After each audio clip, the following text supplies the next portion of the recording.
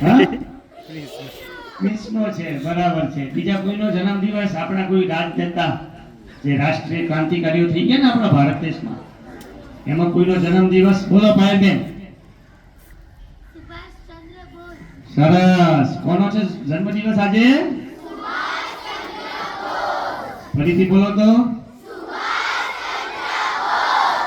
સુભાષચંદ્ર બોઝ નો photo તમને બતાવવામાં આવે તો કેટલા જણ ઓળખી લે કે સાહેબ હું ઓળખી લઉં? આમ ફોટો બતાવવામાં આવશે, 10 નેતા બતાવવામાં આવશે, એમાં કટક નામનું શહેર છે, ત્યાં એમનો જન્મ થયેલો આજના દિવસે. આજનો દિવસ એટલે 1887 ના વર્ષમાં 23 જાન્યુઆરીના દિવસે એમનો જન્મ થયેલો. એમના પિતાજી વકીલ હતા અને પોતે પણ ભણવામાં બહુ પાવરફુલ વ્યક્તિ. પોતે એક વખત વાંચી લે એટલે બધું એમને પણ યાદ રહી જાય એવી એમની મગજની શક્તિ. જેવી રીતે વિવેકાનંદ એક વખત ચોપડી વગર વાંચે. વિવેકાનંદમાં શક્તિ કેવી હતી ખબર છે તમને? કોઈ નહીં. વિવેકાનંદ વાંચે તો યાદ રહેતું કે વગર વાંચે એમને યાદ રહેતું? વિવેકાનંદ ખાલી ચોપડીને ખાલી ફક્ત આમ જોઈ, પોતે જોઈ લે અને ખાલી પાના ફેરવી નાખે, અને એમની પાસે એવી યોગ શક્તિ હતી કે યોગ શક્તિથી બધું એમને આખું યાદ રહી જતું. વિવેકાનંદ પાસે આવી શક્તિ હતી. આની ઘટના એક વખત બને છે કે જર્મનની અંદર એવું બને છે, એક ચોપડી પોતે હોય છે 500 પેજની, અને 5 મિનિટ ખાલી ચોપડા આમ ફેરવે છે, અને પછી અંગ્રેજને પૂછે છે પેલા જર્મનને કે તમે આ ચોપડીમાંથી ગમે તે પેજમાંથી ગમે એ લીટી કહો, હું તમને બોલી જાઉં. ત્યાંથી આવી ખબર પડે છે કે એમને યોગ વિદ્યાથી આટલું યાદ રહેતું હતું. આવા જ હતા આપણા સુભાષચંદ્ર બોઝ કે જેમણે પોતે ઇંગ્લેન્ડની અંદર જઈ અને ઇન્ડિયન સિવિલ પરીક્ષાની પાસ કરી હતી. મતલબ પોતે કલેક્ટરની પરીક્ષા પાસ કરી હતી અને અંગ્રેજ તરફથી એક અધિકારી બની શકતા હતા, પણ એમને વિચાર કર્યો કે મારે અંગ્રેજોના ગુલામ નથી બનવું, મારે તો મારા દેશને આઝાદી અપાવવી છે. એટલે દેશની આઝાદી માટે પોતે લડવાનું શરૂ કરી નાખ્યું. અને 1838 ની અંદર જે આપણે હિન્દી રાષ્ટ્રીય મહાસભા, જેને આપણે કોંગ્રેસ તરીકે ઓળખીએ છીએ, એના પોતાને અધ્યક્ષ બનાવવામાં આવ્યા. હવે જ્યારે 1938 ની અંદર પોતે અધ્યક્ષ બનાવી દેવામાં આવ્યા, એટલે તમને ખ્યાલ હોય દુનિયાની અંદર ટોટલ વિશ્વયુદ્ધ કેટલા થયેલા છે ભાઈ? મેં ચર્ચા કરી નાખી છે તમને. કેટલા થયા? 2. પહેલું ક્યારે થયું યુદ્ધ, વિશ્વયુદ્ધ? 1914 થી 1919 સુધી. ને બીજું વિશ્વયુદ્ધ ક્યારે થયું? 1939 થી માંડીને 1945 સુધી. 1939 માં આખા વિશ્વના બધા દેશોની વચ્ચે યુદ્ધ ચાલુ થઈ ગયું, અને આ બાજુ આપણા ભારતની અંદર અધ્યક્ષ તરીકે સુભાષચંદ્ર બોઝને બનાવી દેવામાં આવ્યા. અને સુભાષચંદ્ર બોઝે કીધું કે અત્યારે પેલો શોલે પિક્ચરમાં ડાયલોગ છે કે લોહા ગરમ હે હથોડા માર દો, એવી રીતે સુભાષચંદ્ર બોઝે કહી દીધું કે ચલો હવે આપણે લડી લઈએ. અંગ્રેજોનું ધ્યાન છે જર્મનીની એ બાજુ દેશો સામે લડવા, કારણ કે એક બાજુ ઇંગ્લેન્ડ અને અમેરિકા, બીજી બાજુ જર્મની, જાપાન જેવા દેશો લડી રહ્યા હતા. કે ઇંગ્લેન્ડનું ધ્યાન અત્યારે પોતાને વિશ્વ યુદ્ધમાં છે, તો આપણે ભારત દેશમાંથી એમને ગાંઠી કાઢીએ અને આપણે એમની સામે યુદ્ધ ચાલુ કરી દઈએ. એટલે ગાંધીજી બાપુએ ના પાડી. ગાંધીજી બાપુ અહિંસાવાદી, એટલે ગાંધી બાપુએ કીધું કે અત્યારે નહીં, અત્યારે અંગ્રેજો લડી રહ્યા છે ત્યાં એમની સામે લડાય નહીં. એમને આવું વિચાર નતો, પણ એમને એવું કીધું કે ભાઈ અત્યારે નથી લડવું એમની સામે. ગાંધીજી બાપુએ ના પાડી. સરદાર પટેલ તૈયારી હતા, એમના વિચારથી બધા કોંગ્રેસના જેટલા સભ્યો હતા સહમત, અને તૈયારી પણ શરૂ કરી નાખી. એક વર્ષમાં એટલી બધી તૈયારી થઈ ગઈ કે હવે યુદ્ધ થવાની તૈયારી. પણ બીજું, અને એ વખતે કોંગ્રેસમાં નિયમ કે 1 વર્ષ જ અધ્યક્ષ પદ રહેવા મળે. એટલે 1838 માં પોતે 1 વર્ષ રહ્યા, એટલે 39 માં બીજી ચૂંટણી આવી ગઈ. ત્યાં સુધી તૈયારી કરતા કરતા બીજી બાજુ વિશ્વ યુદ્ધ તો ચાલુ છે, 45 સુધી ચાલે છે. એટલે ગાંધીજી બાપુ વિચાર કર્યો કે આ સુભાષચંદ્ર બોઝને જો આપણે અધ્યક્ષ જ રાખશું તો અંગ્રેજોની સામે હિંસા કરીને અંગ્રેજોને ભગાડી નાખશે. એટલે એમને કીધું કે આ સુભાષચંદ્ર બોઝ લડવા ન જોઈએ. એટલે સુભાષચંદ્ર બોઝે એમ કીધું કે કોંગ્રેસનો અધ્યક્ષ એવો બનવો જોઈએ કે જે કોઈ વ્યક્તિની વાત ન સાંભળે અને પોતાની જ વાત ઉપર મક્કમ રહે અને દેશ માટે કાર્ય કરે, એને અધ્યક્ષ બનાવો. તો મારે અધ્યક્ષ બનવું નથી. એમણે ના પાડી. પણ એવો કોઈ નેતો દેખાડો નહીં, કોઈ આંગળી ઊંચી કરી નહીં કે ગાંધીજી બાપુની સામે કોઈને બોલવાનું સાહસ નહીં. એટલે સુભાષચંદ્ર બોઝે જ નક્કી કર્યું કે હું જ ફરીથી અધ્યક્ષ બનીશ. અને ચૂંટણી થઈ. ગાંધીજી બાપુએ કીધું કે મારે હવે સીતારામ રમૈયાને જીતાડવા છે, સુભાષચંદ્ર બોઝને નથી જોઈતા. બધા લોકોમાં એક વાતાવરણ બની ગયું કે ભાઈ ગાંધીજી બાપુ તો સુભાષચંદ્રના પક્ષમાં નથી. એટલે મોટા ભાગના લોકો આમ ગાંધીજી તરફ થઈ ગયા અને ચૂંટણી થઈ. અને ચૂંટણીની અંદર પણ સુભાષચંદ્ર બોઝ જીતી ગયા. કારણ કે અંદરથી લોકો ચાહતા હતા કે સુભાષ જ બને, અને સુભાષ બનશે તો ઝડપથી આઝાદી મળી જાય. સુભાષચંદ્ર જીતી ગયા. ગાંધીજી બાપુએ સૂચના દીધી કે ભાઈ હું તો હવે કોંગ્રેસમાંથી રાજીનામું આપી દઉં, મારે કોંગ્રેસમાં રહેવું નથી. એટલે 14 સભ્ય ત્યારે કોંગ્રેસના, એમાંથી 12 સભ્યો ગાંધીજીની વાત સાંભળીને બધાએ ફટાફટ રાજીનામા આપી દીધા. સુભાષચંદ્ર પોતે કોંગ્રેસના અધ્યક્ષ બની ગયા, પણ ખૂબ કામ કરી શકે નહીં. કોંગ્રેસના કોઈ નેતા એમને સાથ આપે નહીં. એમાં ખાલી 2 સભ્ય મક્કમ રહ્યા, એક જવાહરલાલ નહેરુ.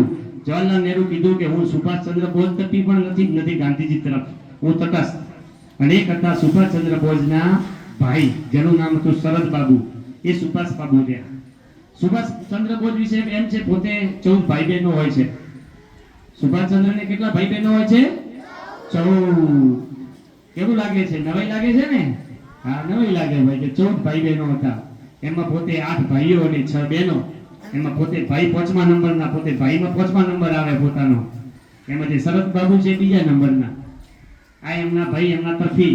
પણ પછી સુભાષચંદ્રને મજા ના આવી કે ગાંધીજી બાપુ નથી સાથ આપતા. ગાંધીજી બાપુ તરફ એમને ખૂબ લગાવ, સુભાષ બાબુને પણ ગાંધી બાપુ સાથ ના આપ્યો. એટલે છેવટે પોતે કંટાળી અને અધ્યક્ષ પદથી રાજીનામું આપી દીધું ભાઈ.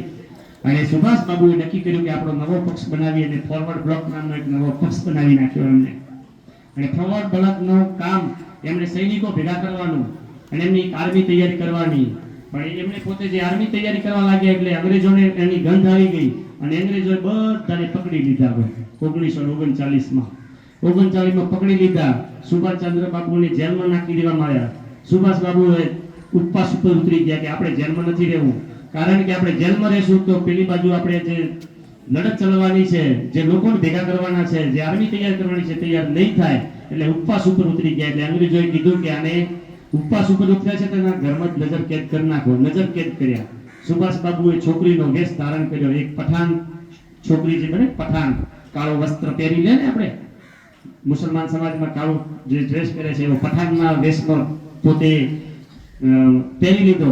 અને પાછળ બહાર પોલીસ ચોકી ઊભી, પોલીસને છેતરી પોતે સ્ત્રી વેશ ધારણ કરી અને અફઘાનિસ્તાનના કાબુલમાં જઈ અને ત્યાંથી રૂસની, રશિયાની ટ્રેન પકડી ભાઈ. અને જ્યાં દેશમાં જાય ત્યાં પાસપોર્ટ બદલતા રહે, કારણ કે બીજા દેશમાં એન્ટ્રી કરવી હોય તો પાસપોર્ટ બદલવો પડે. રશિયાની ટ્રેન પકડી અને રશિયાથી પોતે ઇટાલી ગયા, જર્મન ગયા. જર્મનમાં જઈને પેલા હિટલરને મળ્યા પાછા. હિટલરને ઓળખો છો? કેટલા હિટલરને ઓળખે છે ભાઈ? કોઈ નહીં. બરાબર છે, સરસ કહેવાય. હિટલર જર્મનીની અંદર એક સરમુખદાર થઈ ગયો ભાઈ. એને મળ્યા અને એને વાત કરી. આ જર્મની, આજે હિટલરનું એક પુસ્તક હતું. એ જર્મનીએ શું, એ હિટલરે શું કર્યું હતું, ભારતના લોકો વિશે થોડીક નિંદા કરેલી હતી. એટલે સુભાષ બાબુ જ્યારે પોતે હિટલરને મળવા જાય છે પહેલી વખત, ત્યારે હિટલર પણ એમની પરીક્ષા કરે છે. હિટલર જ્યારે હિટલરને પોતે મળવા જાય છે ત્યારે હિટલરના વેશમાં એક બીજો વ્યક્તિ સુભાષ બાબુને મળવા આવે છે. ત્યારે આ પણ એક ઘટના યાદ રાખવા જેવી છે કે સુભાષ બાબુનો જે એમનું જે વ્યક્તિત્વ છે, એમનો માઇન્ડ પાવર છે. વિચાર કરો કે બીજા દેશમાં જઈને પણ પોતે કેટલા સાવસાઈથી ચાલે છે. બીજો વ્યક્તિ એમની સામે આવી જાય છે અને એમ કહે છે કે હું હિટલર છું. અને એ સુભાષ બાબુને રામ રામ કરવા માટે હાથ આગળ કરે છે. એટલે સુભાષચંદ્ર બોઝ બોલે છે કે તું હિટલર નથી ભાઈ. પહેલી વાર જોયો નથી છતાં સુભાષ બાબુ બોલે છે કે તું હિટલર નથી. તો કે કેમ નથી? કે જે મળવા આવે ને એ પેલો હાથ આગળ કરે, જે ત્યાં ઘરે ઉભો એ પેલો હાથ કે આગળ ના કરે. પછી ખબર પડી ગઈ કે ભાઈ આ તો સુભાષ બાબુ. પછી હિટલર પોતે મળે છે, હિટલર સાથે ચર્ચા થાય છે. હિટલરને પેલું કહે છે કે તમે ભારતની નિંદા કેમ કરી? એટલે હિટલરે એવું કીધું કે જે મારી ચોપડીનું નવી આવૃત્તિ આવશે ને એમાં હું ભારત વિશેની જે મારી માન્યતા છે હું બદલી નાખીશ. અને પછી એની કાઢી પણ નાખે છે. સુભાષચંદ્રને ખબર પડી કે ભાઈ જર્મની મારો કોઈ મદદ કરવાનું નથી. એટલે પોતે પાછા દરિયાઈ સમુદ્ર માર્ગે થઈ અને ઇન્ડોનેશિયા આવી જાય છે અને ત્યાં આઝાદ હિંદ ફૌજ સાથે જોડાય છે. અને ત્યાંથી પોતે આર્મી પોતાની આખી તૈયાર કરે છે. અને લડવા માટે તમને ખ્યાલ હોય તો મ્યાનમારની બોર્ડર ઉપર અંગ્રેજો સામે આઝાદ હિંદ ફૌજ લડે છે. ત્યાં ઘણી બધી કષ્ટ પડે છે અને ઘણા એવા સૈનિકો એમાં પોતાનું બલિદાન પણ આપે છે. 6-7 હજાર જેટલા સૈનિકોનું એમાં મૃત્યુ થાય છે. વગર પૈસે લોકો દેશ આઝાદી માટે લડતા હોય છે. એક પણ રૂપિયો પગાર લીધા વગર એવી એમણે આખી ફૌજ બનાવેલી હોય છે. પછી પોતે વધારે મદદ લેવા માટે જાપાન જાય છે ત્યારે વિમાનની અંદર એવો સમાચાર મળે છે કે સુભાષચંદ્ર બોઝનું અવસાન હવાઈ જહાજની અંદર કે થઈ ગયું છે. એવા સમાચાર આવે છે. ભારત સરકાર એની તપાસ કરાવે છે પછી એમને એવું કીધું ત્યાં જાપાન સરકારે કે એમનું તાઇવાનની જમીન ઉપર કે એમનું અવસાન થયું છે. ભારત સરકારે એક કમિટી બનાવી, કમિટીની સંશોધન કર્યું, કમિટીએ રિપોર્ટ આપ્યો કે તાઇવાન સરકાર એમ કહે છે કે 1945 ની અંદર જે હવાઈ ઘટના બતાવવામાં આવે છે, આવી કોઈ તાઇવાનની જમીન ઉપર આવી ઘટના કોઈ બની નથી. મતલબ એ દિવસથી પોતે લાપતા થઈ ગયા અને એ પોતે ક્યાં છે એના કોઈ સંદેશા નથી મળ્યા.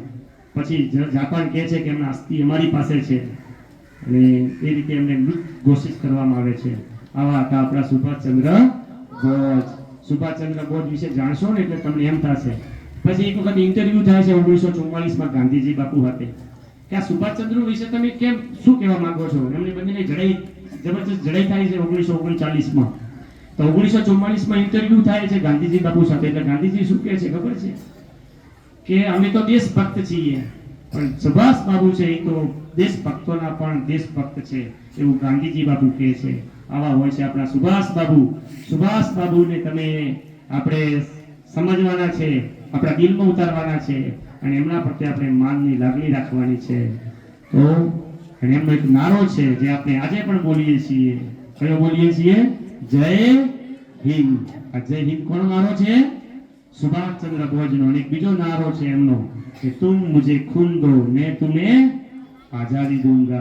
આ બંને નારા સુભાષ બાબુના હોય છે. આવા હોય છે સુભાષ બાબુ. ઓકે.